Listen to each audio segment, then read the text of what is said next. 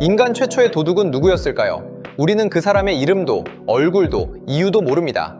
훔쳐간 물건은 사라졌고 범인은 땅 속에 흔적을 남기지 않았죠. 그런데 연구자들은 이상하게도 그 시대 인간이 서로를 의심하기 시작한 흔적을 추적합니다.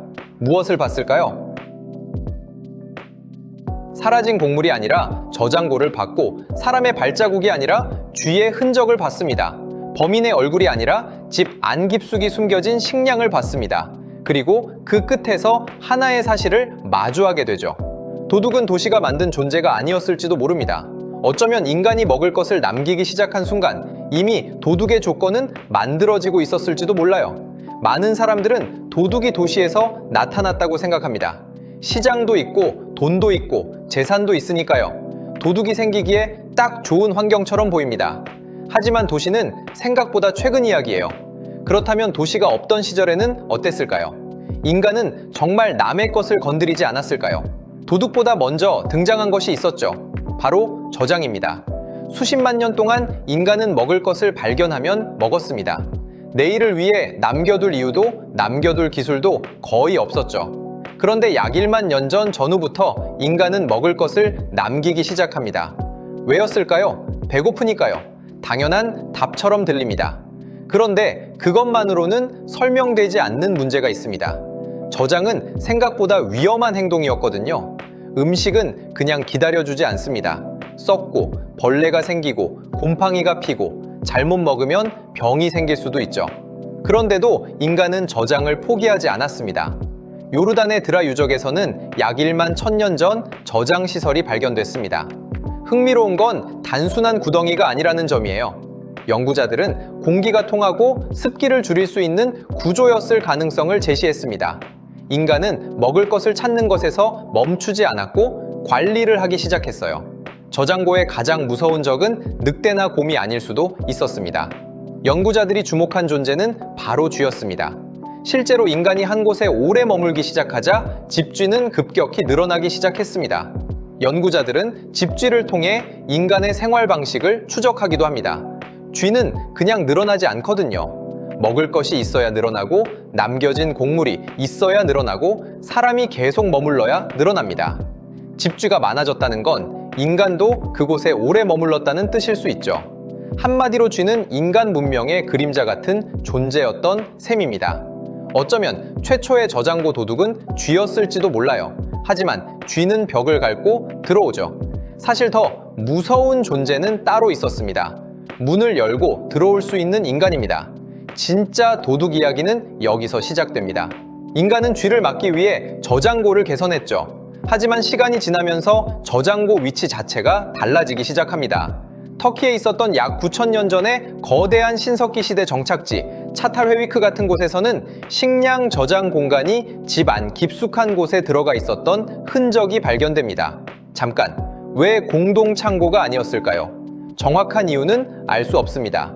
하지만 일부 연구자들은 가족 단위 저장이 강해졌을 가능성을 이야기합니다. 우리 집 식량, 지금은 너무 당연하게 들리죠? 그런데 당시에는 엄청난 변화였습니다. 우리 것이 생기는 순간 남의 것도 생기는 변화였으니까요. 차탈회위크 같은 초기 정착지의 사람들은 식량을 집 안 깊숙한 곳에 보관했습니다. 차탈회위크의 집들은 오늘날처럼 문이 벽에 달린 구조가 아니라 지붕을 통해 드나드는 경우가 많았는데 저장 공간은 그런 출입구에서도 비교적 떨어진 내부에 마련되어 있었습니다. 연구자들은 이것이 단순한 공간 활용 때문만은 아닐 수 있다고 봅니다. 중요한 식량일수록 쉽게 접근하기 어려운 곳에 두려했을 가능성이 있다는 것이죠. 반면 잔치에 사용한 거대한 소의 뿔과 상징물은 집 입구 근처에 전시했습니다. 보여주고 싶은 것과 숨기고 싶은 것이 나뉘기 시작한 겁니다. 함께 먹은 기억은 드러냈지만 내일 먹을 식량은 안쪽으로 넣었습니다. 그런데 모두가 똑같이 저장했을까요? 고고학자들은 집 크기와 저장 공간을 비교했고 일부 초기 정착지에서는 저장 능력 차이가 있었을 가능성이 있다고 봅니다. 누군가는 더 많이 가졌고 누군가는 더 적게 가졌을 수 있었습니다. 그렇다면 최초의 부자는 언제 나타났을까요? 돈이 생긴 뒤였을까요? 정말 그랬을까요? 어쩌면 곡물 창고가 생긴 순간부터였을지도 모릅니다. 돈은 없어도 곡물은 있었으니까요. 그리고 부자가 생기면 반대로 가난한 사람도 생깁니다. 자기 저장고가 텅 비어 굶주린 사람이 있었습니다. 그런데 바로 옆집에는 곡물이 남아 있었죠. 여러분이라면 어떻게 했을까요? 이제 이야기는 도덕이 아니라 생존의 영역으로 들어갑니다. 최초의 도둑은 우리가 생각하는 모습과 달랐을지도 모릅니다. 아이가 굶고 있었을 수도 있고, 흉년이 들었을 수도 있고, 자기 저장고가 이미 비어 있었을 수도 있죠. 도둑은 단순한 범죄자가 아니라 저장 사회가 만들어낸 첫 번째 균열이었을 수도 있습니다. 한번 사라진 곡물은 다시 돌아오지 않습니다. 그런데 더 큰 문제는 곡물 자체가 아니라 누가 가져갔는지 알 수 없다는 것이었죠. 모두가 배고팠고 모두가 의심스러웠고 누군가는 억울했을 겁니다. 이때 필요한 것은 힘만이 아니었습니다.